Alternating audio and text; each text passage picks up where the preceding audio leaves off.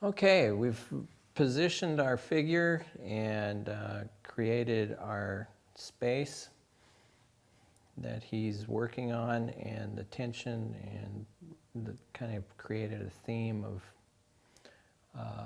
what our figure's doing. And like I mentioned earlier, that just being a wire adds motion. Any little tremor, breeze, things will keep him almost always with a little bit of movement. Now, at this point, we're looking at what we're going to be able to do next. That's where our wire brush will come in, where we can, it's just a little bit toasty, so I'm going to pull my glove out here to hang on so that I can get rid of some of the welding or brazing residue and some of the rust that's on this particular piece.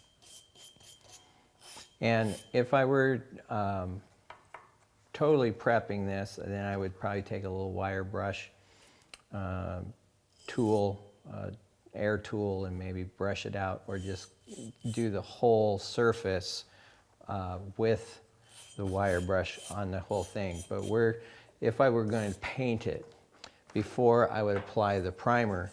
Now, some of the primers that you can get are both sandable, so you can put them on and sand them out. They also, a number of the primers out there, there's different ones. Rust-Oleum is one brand name that you can, it actually will, the primers will spray on and convert rust back to metal, and so it kind of helps with rustier, dirtier pieces that you might find. So if we were going to paint this, we would want to primer the whole thing with our primer, and then we could use our rattle can colors or an airbrush, or just hand brush the pieces on. But you need to primer it first. That kind of helps clean up the surface and for the other paints to stick well.